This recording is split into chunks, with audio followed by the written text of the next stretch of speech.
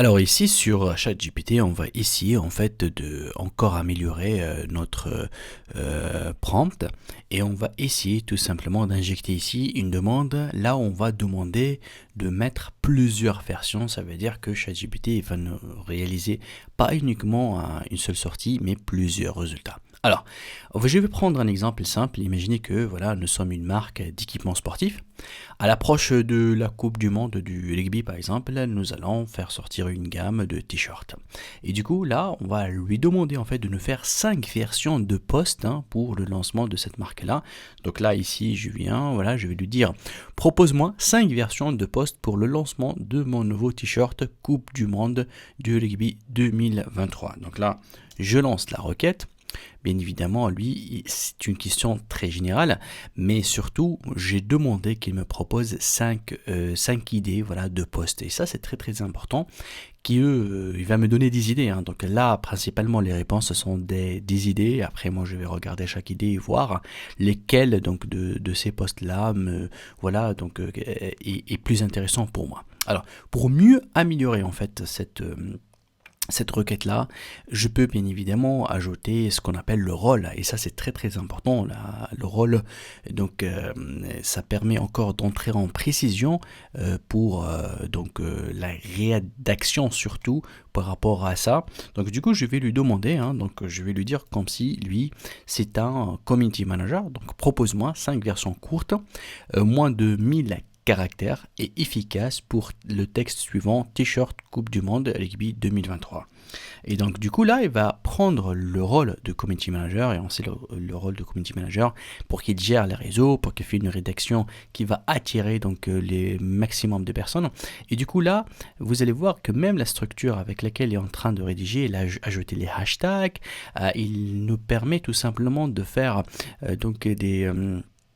des posts qui permettent tout simplement à ramener une interaction avec les internautes. Et ça, c'est très important. Donc, c'est tout à fait normal que c'est différent par rapport au premier post. Ensuite, je vais peut-être aller un peu plus loin et faire ce qu'on appelle demander ou bien préciser le type du format voulu. Et ça, c'est important. Donc là, on sait que dans les réseaux sociaux, d'une manière générale, on peut faire des posts, on peut faire des vidéos, on peut faire des stories, on peut faire même des lives, il y a plusieurs types de formats, on peut faire même des questions, et ça en fait c'est très important que je peux préciser en fait le type du format.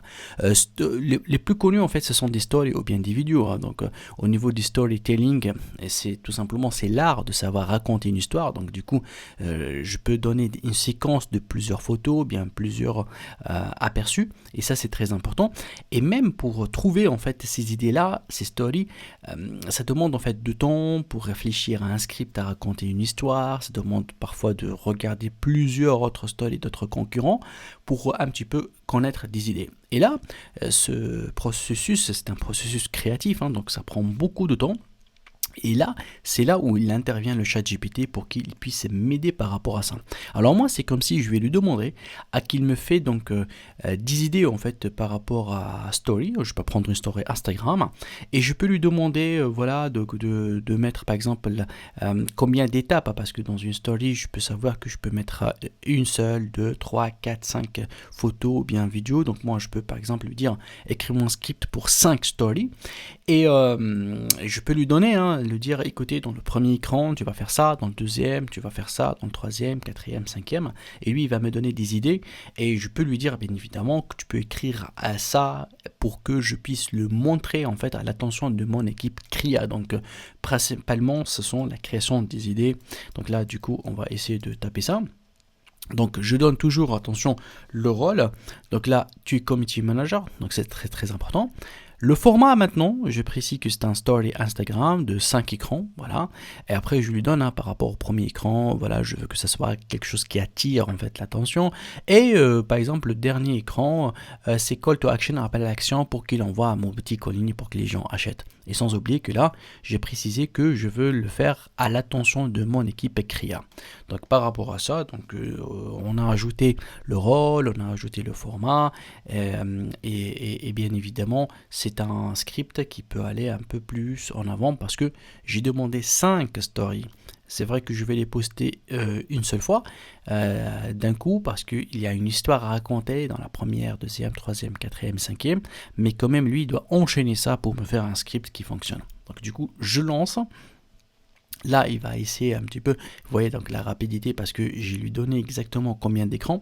Donc du coup, voilà, donc là, il me donne par rapport au premier écran, par rapport au deuxième, par rapport au troisième, par rapport... Et vous voyez, même là, la proposition de l'image, hein, il me dit, voilà, quel type d'image, qu'est-ce que tu dois mettre, qu'est-ce que tu dois écrire peut-être sur cette image-là. Et ça, c'est très, très, très important. Regardez, par exemple, là, le cinquième pour le faire de call to action, il me dit une photo du joueur de rugby en action sur le terrain avec une superposition, donc le logo de ma marque et une invitation à se procurer le t-shirt Coupe du Monde en noir pour être prêt pour la compétition. Il me met même le texte à mettre par rapport à ça. Et ça, c'est très très intéressant. Et il vous donne bien évidemment par la suite, pour ça c'est un petit peu le briefing à donner à mon équipe de créa. Voici quelques éléments à prendre en compte. C'est comme si des petits conseils. Et vous voyez, donc ça, généralement, pour avoir des idées comme ça peut prendre des heures, ça peut prendre parfois une journée pour trouver l'inspiration. Là, ici, il vous donne donc des idées. Et du coup, après, je peux lui dire, voilà, l'écran 5, je veux que vous le changez avec ça et ça. L'écran 2, l'écran 3. Donc, je peux vraiment donner même des modifications. Je peux même lui dire, écoutez, ça, c'est une proposition que j'aime pas parce que je lui donne la raison et je veux que tu me fais une autre proposition avec 5 écrans, mais tu dois prendre en considération, voilà, par exemple, je peux lui dire, je veux ajouter de l'humour, je peux ajouter par exemple un truc, voilà, pour plutôt pour les professionnels, un truc là où il y a la motivation, etc. Donc je peux voir énormément d'autres éléments qui vont me permettre de ramener encore d'autres variantes et d'autres propositions. Donc les versions, c'est très important. La même chose, je peux faire la même chose pour les vidéos. Imaginez que j'ai besoin donc de créer une vidéo de 20 secondes et du coup c'est la même chose, donc je peux reprendre tout ça et demander tout simplement qui me fait voilà une rédaction par rapport à voilà un script pour créer une vidéo. Je peux lui dire même que la vidéo là elle va avoir uniquement des images et j'ai besoin donc de faire voix off, donc vous devez me donner le script, qu'est-ce que je dois raconter, quel type de musique que je dois mettre et voilà, et donc du coup il va vous faire tout l'ensemble donc de cette vidéo là. Merci.